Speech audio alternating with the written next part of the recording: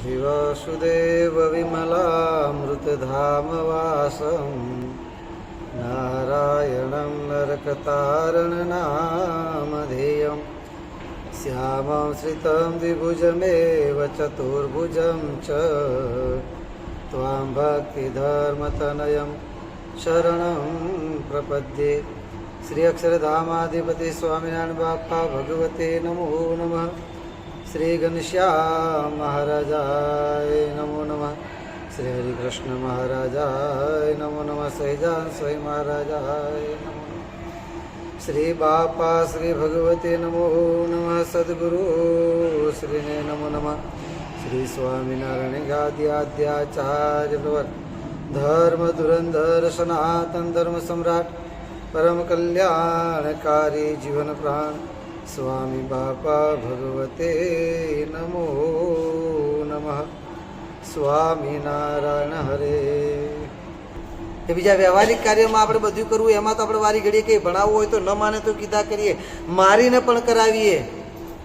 પગભર ન થતો હોય તો વારી ઘડીએ ટોકીને આપણું ના માને તો બીજાથી ત્રીજાથી ગમે તેનાથી કેવરાઈના મિત્રથી કે ગમે તેથી, જ્યાં સુધી એ પોતે પોતાના પગભર ન થાય, કાંઈ પણ નોકરી ધંધે ન લાગે ત્યાં સુધી આપણે છોડતા નથી. અને ધર્મની બાબત હોય તો એક વાર કીધું, બે વાર કીધું, પછી કહે છે, સંતો કહે છે, કેમ તમારા દીકરા આવતા? સ્વામી શું કરીએ, હવે છોકરાને બહુ કહેવાય નહીં, નથી માનતા કહે છે. ત્યાં આશા મૂકી દઈએ છીએ આપણે. પણ આ સુરસી દરબારના જીવનમાંથી શીખવાનું છે છેલ્લી ઘડી સુધી.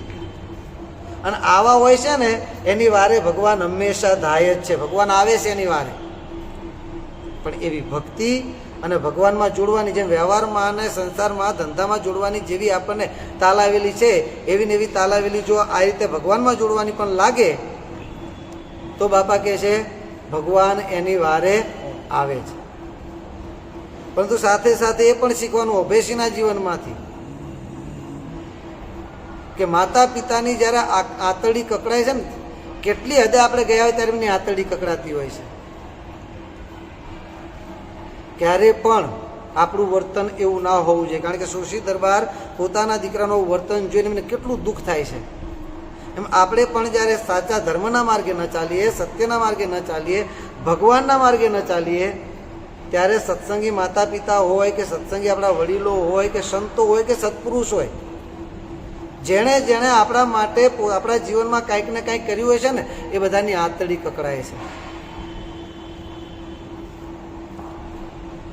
એટલે આપણા કુળને સાજે એવું, આપણા સંપ્રદાયને, આપણા ધર્મને સાજે એવું, એક સત્સંગીને સાજે એવું આપણું વર્તન હોવું જોઈએ. કે આપણું વર્તન જોઈ અને આપણા ઈષ્ટદેવને, આપણા ગુરુને, આપણા માતા પિતાને અંતરમાં સંતોષ થાય.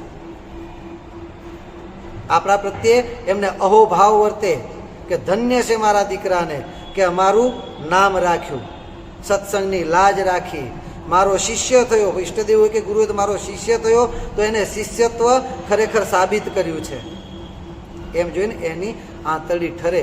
અને જેના ઉપર પોતાના ઈષ્ટદેવની, ગુરુની કે માતા પિતાની આંતરડી ઠરે છે ને, એના જીવનમાં જ્યાં જ્યાં હાથ નાખે ને ત્યાં ત્યાં બધી પરિસ્થિતિ એને સાનુકૂળ થતી હોય છે.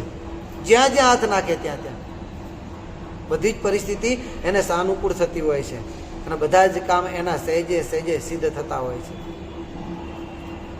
ઘણી વાર તો આવા જીવન જે જીવી ગયા ને, એના જીવનમાં આપણે તપાસ કરીશું ને, તો એના જીવનમાં એને અશક્ય સિદ્ધિના જે નિર્ણય લીધેલા હશે ને,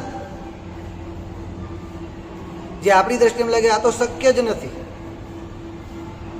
સમયના અભાવના કારણે, ધનના અભાવના કારણે, અથવા તો કામ જ એવું હોય કે શક્ય ન થઈ શકે એવું હોય, જે માણસ માટે અશક્ય હોય, તો પણ એવા એવા કાર્ય એમણે સારી રીતે સિદ્ધ કરીને બતાવ્યા હોય છે.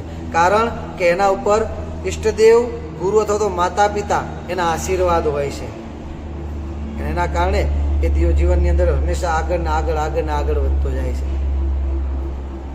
અને જે આ રીતે પોતે માતા પિતાની કે ગુરુની કે ઈષ્ટદેવની મરજી પ્રમાણે ન વર્તે, મરજી પ્રમાણે તો ન વર્તે, પણ ઉપરથી આભેસીની જેમ અવળા માર્ગે, ધર્મના માર્ગે ચાલતા હોય,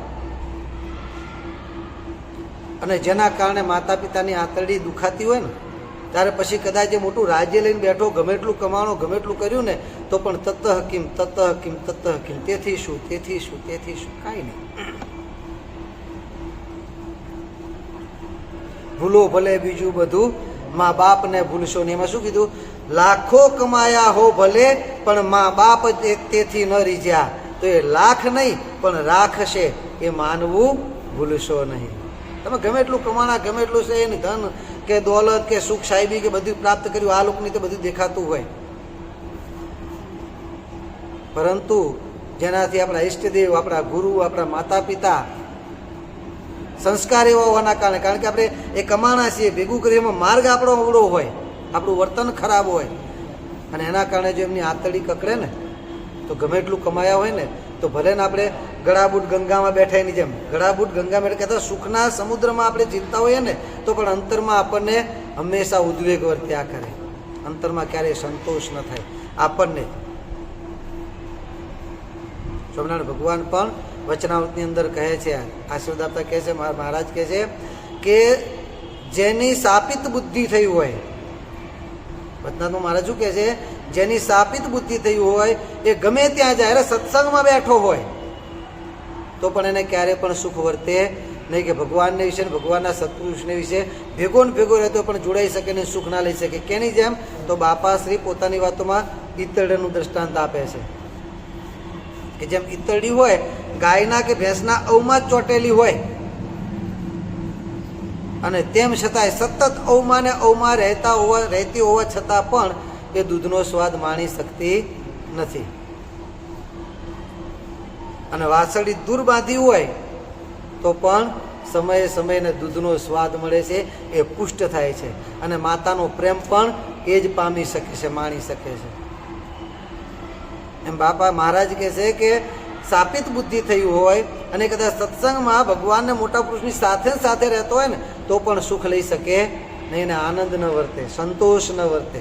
સુખના ઢગલા પડ્યા હોય, પૈસે કરીને માલ મિલકત જમીન બધું જ હોય, તો પણ ઉદ્વેગ ક્યારેય એનો ટળે જ નહીં. શાપિત બુદ્ધિ એટલે શું? તો મહારાજ કહે છે કે લોકમાં નથી કહેતા કે આની તો શાપિત બુદ્ધિ થઈ છે, કહેતા એણે ગુરુની, ઈષ્ટદેવની કે માતા પિતાની આંતરડી કકડાવી હોય પૂર્વે, આ જન્મે અથવા તો પૂર્વે જન્મે. શાપિત થયેલી બુદ્ધિ તો પૂર્વે જન્મે પણ હોય, અત્યારથી પહેલા પણ હોય, જે આજે નડતી હોય. આંતરડી કકડાવી હોય, માતા પિતા પોતે એનું વર્તન જોઈને એટલા બધા કંટાળી જાય કે છેલ્લે એમ બોલી જાય કે આ પુત્ર પાક્યો એના કરતાં પેટે પથરો પાક્યો તો સારું હતું. ત્યારે સમજી લેવાનું કે આ ક્યારેય પણ સુખી થવાનો નહીં. કદાચ ધન દોલત બધું હોય, પરંતુ અંતરમાં શૂન્ય રહે છે, અને અંતરમાં સંતોષ, શાંતિ, આરામ નહીં વધતો. જેમ મહારાજ કહે છે કે અર્ધ બળેલા કાષ્ટની પેઠે, કેવા?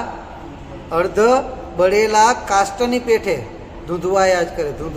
અર્ધ બળેલું, અડધું ફરધું લાકડું હરગ્યું હોય પછી એને ઓલવી નાખો, અગ્નિ ઓલવી નાખો, બરોબર છે, અને પછી જેમ અંદરથી ધુમાડાના કોટા નીકળ્યા કરે, ના એને સુખ આવે, ના આજુબાજુ બીજા ઊભા હોય એને પણ સુખ આવવા દે. એમ અર્ધ બળેલા કાષ્ટની પેટે ધૂંધવાયા કરે, એને ક્યારે પણ સુખ આવે નહીં, અને એના સંગમાં એના આજુબાજુ રહેતા હોય એને પણ સુખ લેવા દે નહીં. એમ મહારાજ કે જેની શાપિત બુદ્ધિ થઈ હોય ને, એ પણ આ રીતે સત્સંગમાં હોય કે ગમે ત્યાં હોય, હંમેશા દુખ્યો જ રહે છે. એટલે ક્યારેય પણ આપણે આપણી શાપિત બુદ્ધિ થવા દેવી નહીં. કદાચ સ્વભાવ પ્રકૃતિ હોય, પણ તેમ છતાંય જે જગ્યાએ તો નમવાનું છે ને પ્રકૃતિને દબાવવાની છે, એ જગ્યાએ તો નમીને જ રહેવાનું, પ્રકૃતિને દબાઈને જ રહેવાનું. અને નમવાની અને પ્રકૃતિ દબાવવાની જગ્યા કઈ છે? તો એ પણ એ જ છે, આગળ કીધી એ પ્રમાણે ઈષ્ટદેવ, ગુરુ અને પોતાના માતા પિતા. એમના અગણિત ઉપકાર છે દરેકની ઉપર. ભગવાનના છે, માતા પિતાના પણ છે. કારણ કે માતા પિતાએ જે, અને માતા પિતાના ઉપકાર ઘણા એમ કે માતા પિતાના ઉપકાર અમે આપણે ઉપકાર કરવાના છીએ ને, ઘણા એમ કે અમે ચલો કદાચ તમે કરશો, કદાચ તમે માતા પિતાની સેવા કરશો, માની લઈએ, તો પણ તમે જે કરશો ને એ માતા પિતાએ તમારા માટે કહેતા આપણા માટે જે કર્યું છે ને એના કરતાં 10 ગણું કરીએ ને તો પણ એમની બરોબર ના થાય. કારણ માતા પિતાએ જે કર્યું છે ને એ તો પૂર્વે આપણે એમના માટે કાંઈ કર્યું નથી અને પછીથી કરીશું એનો કોઈ ભરોસો નથી. એ તો હવામાં તીર ફેંકવાનું છે, નિશાન વગર જ ભડાકો કરવાનો છે એમને તો. બરોબર છે? નિશાન સાધીને ભડાકો કરે તો એમ થાય કે ચલો નિશાન તકાઈ જશે, પરંતુ નિશાન છે ને ભડાકો કરવાનો છે. એટલે પૂર્વે એમના માટે કાંઈ કર્યું નથી અને ભવિષ્યમાં કરીશું એનો કોઈ ભરોસો નથી. અને તેમ છતાંય માતા પિતા પોતાના સંતાનની શુશ્રૂષા કેટલી હદે જઈને કરે છે એ તો બધાય જેણે જેણે માણી છે અને જે પોતાના પુત્ર માટે કરી રહ્યા છે બધાય જાણે છે. બરોબર છે? બાપ હોવા છતાંય પોતાના દીકરાના પગમાં એને બૂટ ને ચપ્પલ પહેરાવે છે. બીજાના પગમાં ચપ્પલ ને બૂટ પહેરાવવા એ સેવકાઈ તો છેલ્લામાં છેલ્લી ક્વોલિટીની છે. એ સેવકાઈ, સેવકની સેવકાઈ છેલ્લામાં છેલ્લી ક્વોલિટીની છે કે જે બીજાના પગમાં બૂટને ચપ્પલ પહેરાવવા. એ બૂટને ચપ્પલ પોતે ઉંમર લાયક વડીલ હોવા છતાંય પોતાના બાળકના પગમાં પહેરાવે છે અને પહેરાવે છે એમાં પોતાની ન્યૂનતા નથી માનતા, એમાં પોતાને આનંદ આવે છે. કેટલો આપણા પ્રત્યે એમને પ્રેમ હોય છે ત્યારે. આ તો એક જ એક્ઝામ્પલ આપ્યું ખાલી, એ તો કેટલા એમના ઉપકાર છે. અને એ તે પૂર્વે આપણે કર્યું નથી અને પછી કરીશું એનો ભરોસો નથી. જાણે છે તેમ છતાંય કરેલું છે. અને આપણે જે કરીએ છીએ ને એ તો પહેલાં આપણા માટે બધું ઘણું બધું કરી ગયા છે અને પછી આપણે કરીએ છીએ. ઘણી વખત માતા પિતા જીદ કરે છે આમ કરે છે, આપણે નાના હતા જીદ ઓછી કરી હતી અને તેમ છતાંય કંટાળ્યા નથી આપણાથી ક્યારે. એટલે એમના જે ઉપકાર છે ને એ તો આપણા કરતાં કદાચ 10 હોય છે, આપણા કરતાં 10 ગણા, પણ કદાચ આપણે એમના માટે એટલું બધું કરી નાખીએ કે આપણા કરતાં 10મા ભાગનું હોય ને તો પણ એમનું 10મા ભાગનું છે એ એમના કરતાં આપણું 10 ગણું છે ને એના કરતાં શ્રેષ્ઠ છે. એટલે ભગવાનના સત્પુરુષ અને માતા પિતા એમના અનહદ ઉપકાર છે. માતા પિતાથી પણ આગળ ભગવાનના સત્પુરુષ, કારણ કે એવા માતા પિતા મળ્યા એ એમની કૃપા છે. એવા માતા પિતા મળ્યા એ પણ એમની કૃપા છે. અને એમને જે કંઈ સેવા કરી, બરોબર છે, તો એ સેવા કરી એ એમની કરેલી સેવાને આપણે ભોગવી શક્યા. એમણે જે કંઈ આપણને આપ્યું, પહેરાયું, ખવડાયું, પીવરાયું એ બધાને ભોગવવાની જે શક્તિ આપી છે એ પણ ભગવાને આપેલી છે. માતા પિતાને ઘણા પગ આપણા પગમાં ચપ્પલ પહેરાવા, બૂટ પહેરાવવા હોય, પરંતુ પગ જ ના આપ્યા તો શું કરે? સમજાય છે ને? માતા પિતાને ઘણું સારું સારું લઈને આપણને ખવડાવવું હોત પણ મેં પાચન શક્તિ સરખી ના આપી હોત તો શું કરે? ઘણા જોઈએ છીએ ને આપણે, જન્મથી એવા બિચારા બીમાર હોય છે કે જ્યુસ ઉપર ને છાશ ઉપર ને એના લિક્વિડ ઉપર ને અથવા તો સૂપ ઉપર ને એના ઉપર રહેવું પડતું હોય છે. માતા પિતાને ઘણું સારું સારું લઈને આપણને બધું આપવું હોય છે પણ એ સારું સારું ભોગવવાની આપણને ભગવાને શક્તિ જ ના આપી હોત તો આપણે શું કરે? એટલે માતા પિતાના અનહદ ઉપકાર છે, એનાથી વધારે ઉપકાર છે ભગવાન અને ભગવાનના સત્પુરુષના છે. એમના ઉપકાર તો ક્યારેય પણ સ્વામી બાપા દ્રષ્ટાંત આપી, દ્રષ્ટાંત આપવા પાછળ ઘણા બધા કારણો હોય છે. એક દ્રષ્ટાંતની પાછળ ઘણા બધા જ સિદ્ધાંતો રહેલા હોય છે, આપણે સમજવાનું હોય છે એમાંથી. એટલે આ પ્રમાણે મહારાજ બાપા કહે છે કે આ સુરશી દરબાર અને અભયસિંહ દરબાર, આ બંને પિતા પુત્રનું બંનેનો સંવાદથી બાપા સમજાવે છે કે આ પ્રમાણેનું વર્તન જોઈ અને એના પિતા સુરશી દરબાર એની આંતરડી કેવી કકડે છે આ કે ને, એટલે એના ઉપરથી પુત્રને ખબર પડે કે આપણા વર્તન આપણને કાંઈ ના દેખાતું હોય પરંતુ આપણા વર્તનની પાછળ માતા પિતાને કેટલું દુઃખ થતું હોય છે, આપણા ગુરુને કેટલું દુઃખ. બાપાશ્રી પોતાની વાતોમાં કહે છે કે ગોધલાને પાડી પાડીને મોટા કરીએ અને જ્યાં પછી હાથીએ જોડવાના થાય ત્યારે પછી પગ ફોડે તો બાપા કહે છે પેટ બળતરા થાય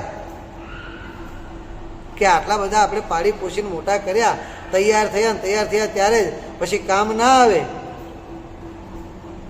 તો શું કરવાના? એટલે પેટ બળતરા થાય. ત્યાં તો બળદની પાસે ખેડૂતને પોતાના સ્વાર્થનું કામ લેવાનું છે અને ત્યારે એને પેટ બળતરા થાય છે. જ્યારે સત્સંગમાં તો ભગવાનના મોટા પુરુષને આપણી પાસે પોતાના સ્વાર્થ માટે કાંઈ કામ નથી લેવું. એ આપણી પાસે જે કામ લેવું છે એમાં પણ સ્વાર્થ આપણું જ ભલું એમાં ઈચ્છેલું છે. અને તેમ છતાં આપણું ભલું કરવા માટે થઈ અને પ્રયત્ન કરતા હોય અને પછી એમાં પણ જ્યારે એમને આતરડી જ્યારે દુખાયું આપણું વર્તન થતું હશે તો આપણું વર્તન ક્યાં જઈને ઊભું રહેતું હશે વિચાર કરો. અને એનું કેટલું પાપ લાગે. જે નિસ્વાર્થ ભાવે આપણું સારું કરવા માગતો હોય ને અને એને જે દુઃખ લાગે એનું પાપ તો અતિશય લાગે છે. એટલે બાપા કહે છે કે આ પ્રમાણે અભયસિંહ દરબારના એક જ પાત્રમાંથી અભયસિંહ દરબારના એક જ પાત્રમાંથી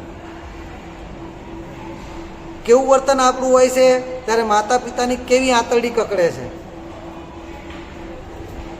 અને પછી કેવું વર્તન આપણું હોય છે ત્યારે માતા પિતાની કેવી આંતરડી ઠરે છે. એક જ પાત્રની અંદર આપણને એ અભયસિંહનું એક પાત્ર આપી અને સાંઈ બાપા આપણને બંને વસ્તુ સમજાવે છે. અત્યારે આપણી કઈ વાત ચાલે છે કે પોતાના પુત્રના ખરાબ વર્તનના કારણે માતા પિતાની કેવી આંતરડી કકડે છે એ દેખાડે છે. અને જેને તે માતા પિતાની આંતરડી કકડાઈ છે એને જે ભવિષ્યમાં આગળ કે જે એને તકલીફો પડી છે એ તો બધું ઘણું બધું હોય છે જે આપણે ઇતિહાસમાં બધે સત્સંગના ઇતિહાસમાં કે બીજે બારે સંસ્થાના ઇતિહાસમાં બધે ઘણી જગ્યાએ આપણે જોતા જોઈએ છીએ. એટલે આજે વાત છે કઈ કે માતા પિતા આપણું વર્તન ખરાબ હોય તો માતા પિતાની આંતરડી કેવી કકડે છે એ આજે સ્વામી બાપાએ આપણને વાત સમજાય કે માતા પિતા પણ અંતરથી કેવી પોકાર ભગવાનને કરતા હોય છે. સુરસિંહ દરબારના દ્રષ્ટાંતે કે બાપાએ સમજાવ્યું. આવતીકાલે ભગવાન પાછું સ્વામી બાપા આપણને પોતાની વાતમાં સમજાવશે કે પછી ભગવાનની કેવી કૃપા થઈ, કઈ રીતે ભગવાન પ્રાર્થના સાંભળે છે, પછી શું અભયસિંહ દરબારનું વર્તન કેવું થાય છે એ બધી વાત આગળ બાપા આવતીકાલે સમજાવશે. અક્ષરધામના અધિપતિ સ્વામિનારાયણ બાપાની જય, ઘનશ્યામ મહારાજની જય, હરે કૃષ્ણ મહારાજની જય, સહજાનંદ સ્વામી મહારાજની જય, બાપા શ્રીની જય, સદગુરુ શ્રીની જય, સ્વામિનારાયણ ગાદીનાચાર્ય ધર્મ ધુરંધર સનાતન ધર્મ સંગ્રામ પરમ કલ્યાણકારી જીવન રામ સ્વામી બાપાની જય. શ્રીપતિ શ્રીધરમ સર્વદેવેશ્વરમ ભક્તિધર્માત્મજં વાસુદેવમ કેશવમ કામદમ કારણમ સ્વામિનારાયણમ નીલકંઠમ ભજે. અક્ષરધામનાધિપતિ સ્વામિનારાયણ બાપાની જય.